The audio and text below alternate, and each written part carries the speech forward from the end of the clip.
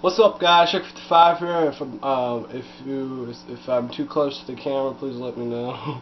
I'm actually uploading the multiplayer gameplay through for Assassin's Creed Brotherhood since I played some of that, and I was gonna do this for y'all since I got the collector's edition. I was gonna show you what was in the Assassin's Creed Brotherhood's bonus content. So let's get into it.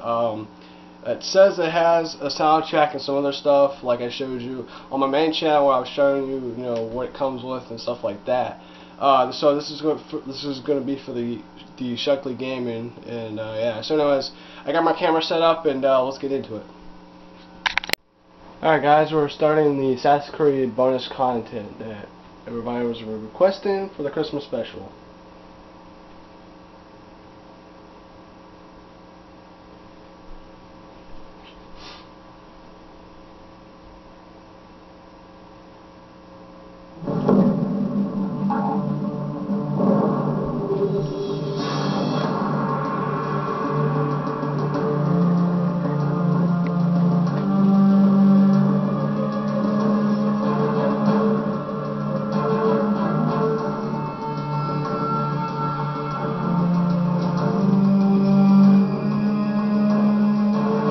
Let's see here. Let's do this first.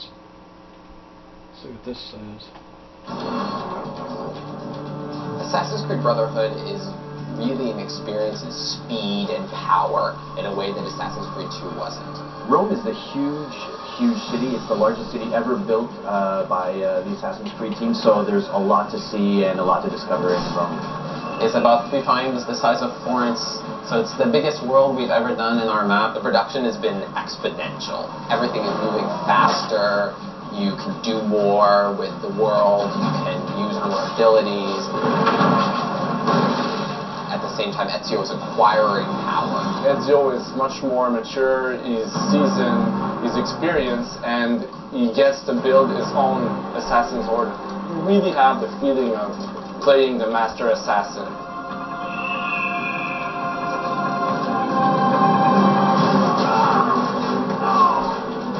We have what we call memorable moments. Places in the game where we wanted the player to feel really like an epic mission. I wanted the player to remember each set piece and be able to talk about them with friends, not only next week, but next month. One of the biggest set piece that we have is the Castel Sant'Angelo, which is actually the main residence of the Pope. It actually took a whole team just to build that specific landmark. It's so huge. Many aspects of the game were actually very challenging. The horse is one of them.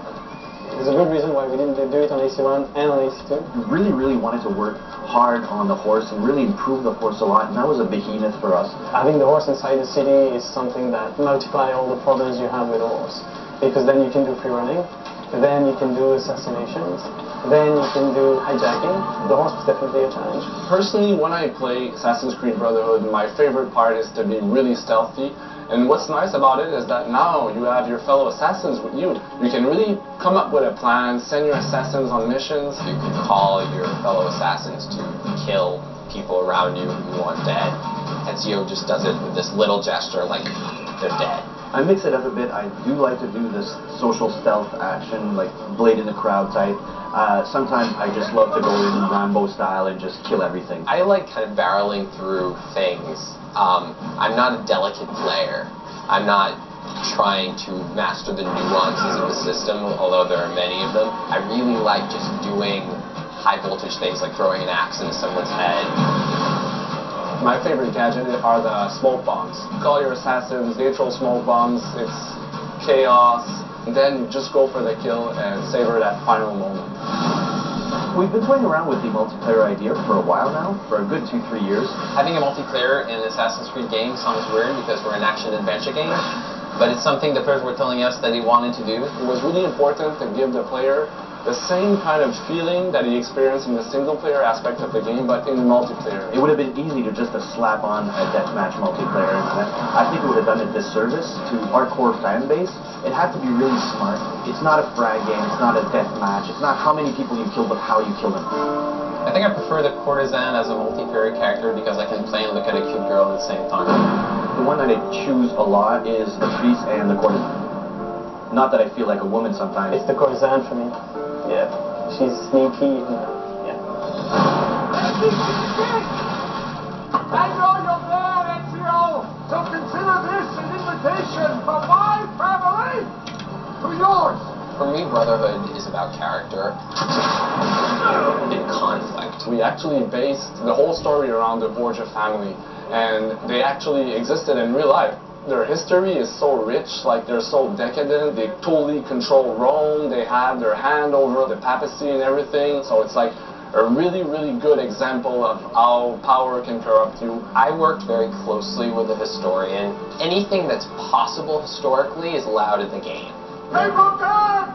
We're never going to have anything in the game that history directly contradicts. That doesn't mean that we don't imagine events that could have happened. Ready to go again? You don't need to ask. One should always have the freedom to choose. The struggle between the Assassins and the Templars is part of this universal push-pull between control and freedom.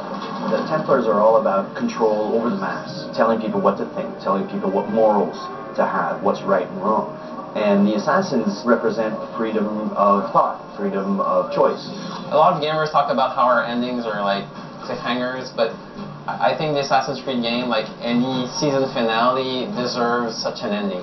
Don't forget, it's all about Desmond's ancestors. So it's all about Desmond's story, going into a machine, and reliving ancestors' past lives. What will be really racking your brains at the end of the game is that you can't really trust anybody. We really wanted to keep people on their toes and who's on my side and who's really not on my side. Have the player doubt who his friends are and who his enemies are. It's really like a big conspiracy and you don't know who's a Templar, who is an assassin. That part is really true for Desmond as well.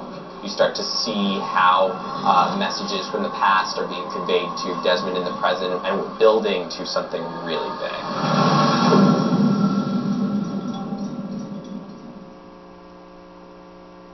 Okay, that's it.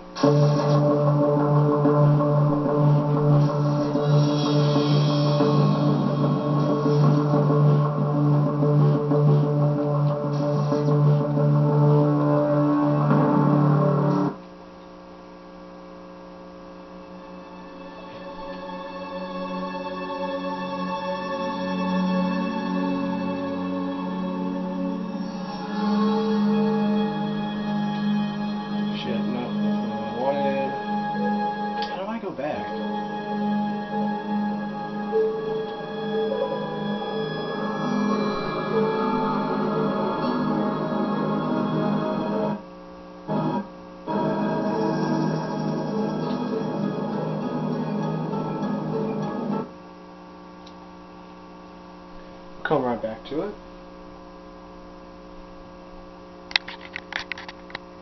Alright guys, back with the Assassin's Creed bonus content, part 2, and we're going to do the comic book. So let's get it.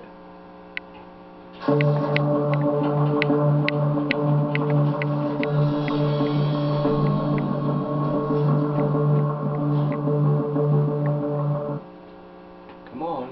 Thank you.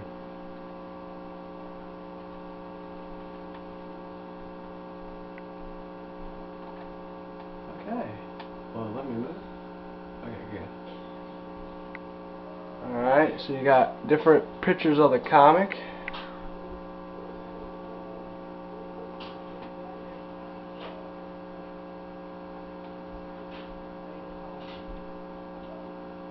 Pretty cool.